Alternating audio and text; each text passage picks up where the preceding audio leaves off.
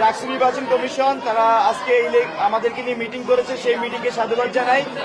কিন্তু আমাদেরকে শেষ মুহূর্তে শিক্ষার্থীকে প্রস্তুতি করতে দেয়নি, এটা হতাশাজনক ছিল। আরেকটি বিষয়, যে নির্বাচন আচরণবিধি, আমাদের কাছে মনে হচ্ছে আচরণবিধি একটা মূলা ঝুলানোর মতো। তার কারণটা হচ্ছে, আমি 19 সালে ডাকসুতে দেখেছি ছাত্রলীগ আচরণবিধি ভঙ্গ করলেও তাদেরকে কোনো ধরনের আইনের আওতায় আনা হয়নি, তাদের বিরুদ্ধে কোনো ব্যবস্থা নেওয়া হয়নি।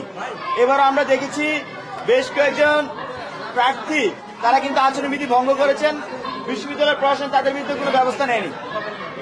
আরেকটি বিষয়, এই যে আমাদের ব্যানার পোস্টার টাঙানো যাবে না, সাজানো যাবে না, আবার টাঙানো যাবে, এই বিষয়টা কিন্তু এখন ক্লিয়ার না।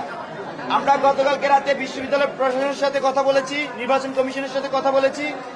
আমরা বলেছি স্যার সেখানে লেখা আছে যে সাজানো যাবে না, আবার কোথাও কোথাও লেখা আছে যে একজনেরটার উপর আরেকজনে যাতে না লাগায়, একজনের পোস্টার আরেকজন না ছিঁড়ে। তো যেহেতু সাজানো যাবে না, টাঙানো যাবে না, তাহলে ছিঁড়বে কিভাবে? তো এরকম কিছু অস্পষ্ট অবস্থান আছে। আমরা চাই বিশ্ববিদ্যালয় প্রশাসন, নির্বাচন কমিশন সে অস্পষ্ট অবস্থানগুলো ক্লিয়ার করুক।